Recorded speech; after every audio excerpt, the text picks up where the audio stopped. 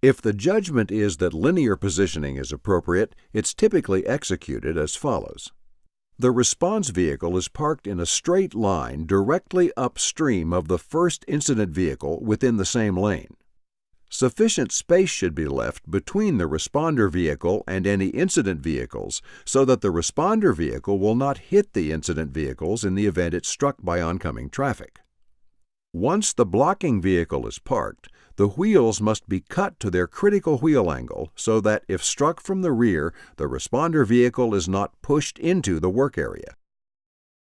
Please note that for police vehicles on traffic stops, studies have concluded that the following recommended configuration is optimal, as described in Law Enforcement Stops and Safety Subcommittee Staff Study 2004. Patrol vehicle angle, 0 degrees. Patrol vehicle steering, minus 25 degrees. Patrol vehicle offset, 50%. Patrol vehicle distance, 15 feet.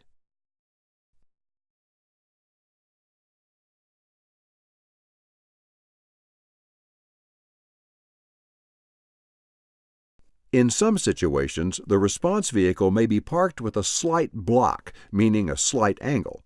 This slight block does not close additional lanes. A slight block to the left or to the right closes that lane equally. If possible, select the slight block direction that indicates to approaching traffic which direction to merge.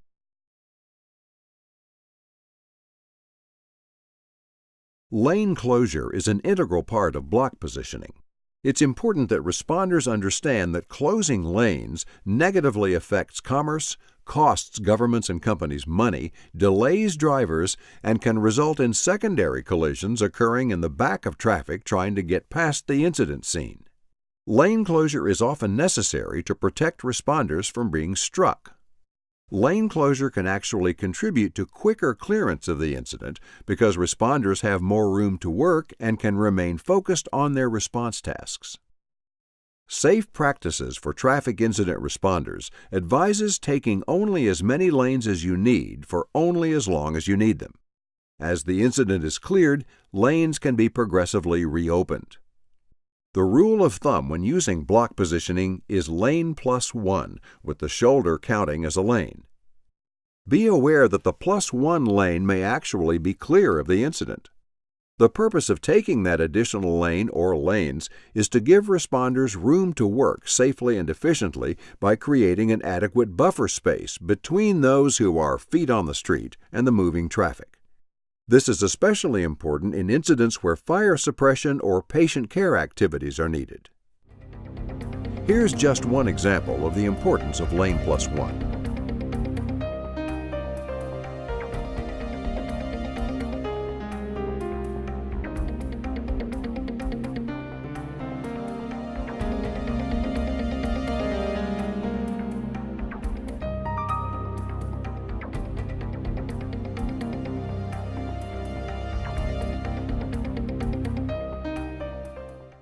Remember that every incident is different, and it's up to the appropriate personnel to determine what lanes should be closed and when to reopen them.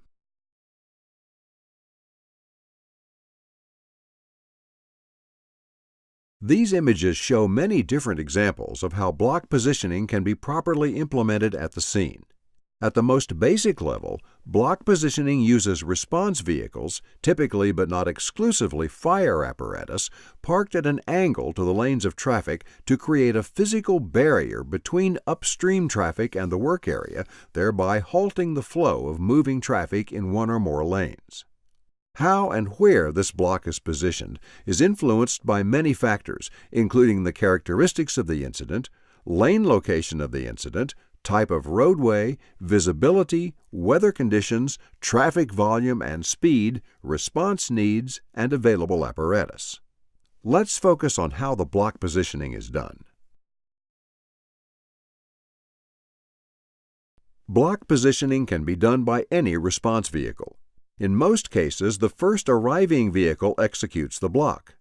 If this initial block is a smaller vehicle, like a police cruiser or an ambulance, it's often replaced with heavier apparatus, such as a fire truck, once that unit arrives. Heavier apparatus provide more protection because they move less when struck and better handle impacts from larger vehicles.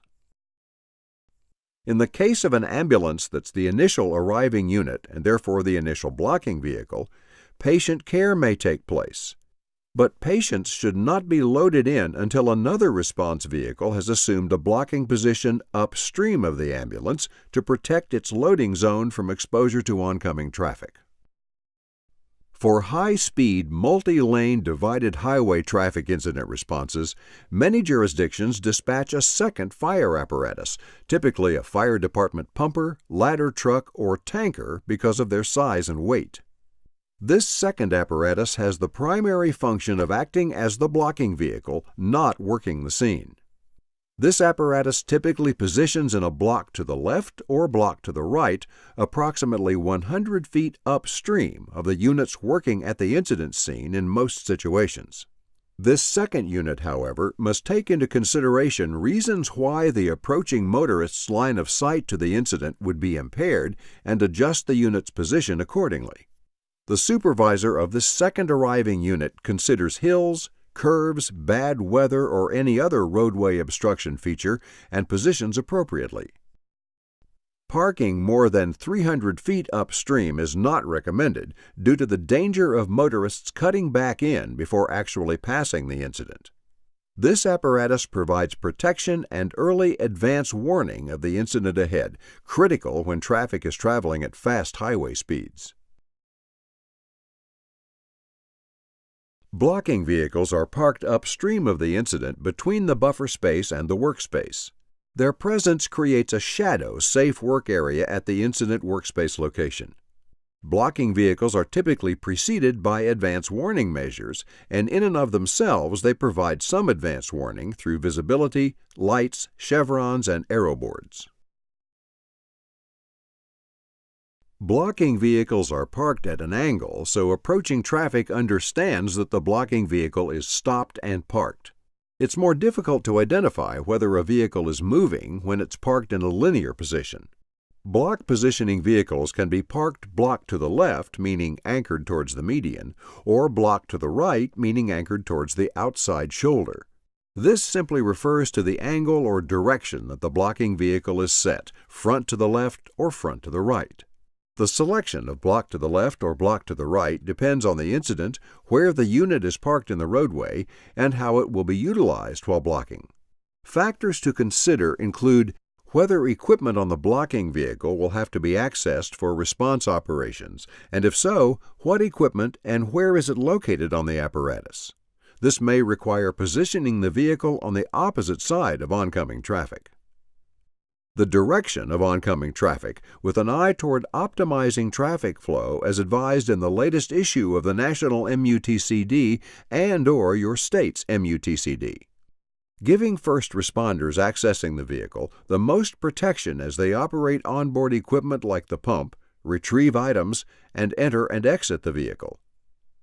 The location of the incident, visibility, and the needs and parking requirements of other response vehicles expected to arrive. Remember that, all things being equal, if the block can place the blocking vehicle physically in a direction or angle that you want the motorists to merge from one lane to another, then choose that blocking position.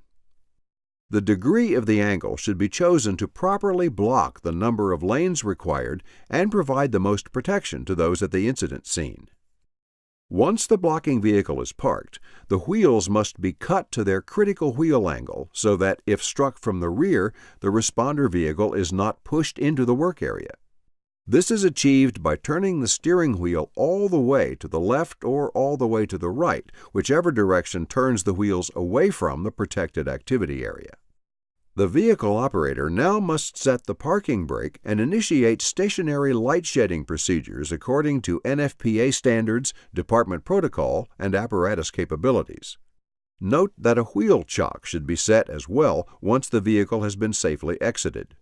Block positioning can be used on any type of roadway. Let's look at an example of a two-lane rural road. In this scenario, two vehicles have crashed in the southbound lane. If the first arriving response vehicle, in this case a fire engine, approaches traveling south, it can be positioned blocked to the left, as shown here, by simply pulling up at the proper angle to block the shoulder and the single lane. If the fire engine were to approach traveling north, it can assume this same position upstream on the southbound side by simply pulling across the yellow line with its front toward the shoulder instead of toward the northbound lane. More than one vehicle can be used in block positioning. For example, other vehicles, such as police cars, can be used upstream of the main block to provide additional advance warning and further slow traffic. For incidents of longer duration, safety patrols and/or DOT vehicles may become involved in providing either additional blocking/advance warning or in replacing working or departing apparatus as the blocking vehicle. Once blocking vehicles are parked, responders must know how to safely exit and work around them. Each agency should have procedures for safe execution of these actions. This last point is especially important if the blocking vehicle is actively working the scene, such as a fire engine engaged in fire suppression operations. When operating at the scene around a blocking vehicle, it's important to recognize that the blocking position creates a zero buffer hazard area. This means that when the responder passes by the blocking vehicle at the furthermost point of the angle, which is typically the front left or front right corner of the blocker, there's very little room to walk where the approaching traffic comes close to the blocking vehicle. There's almost no room to maneuver or escape in this space. Here is what can happen.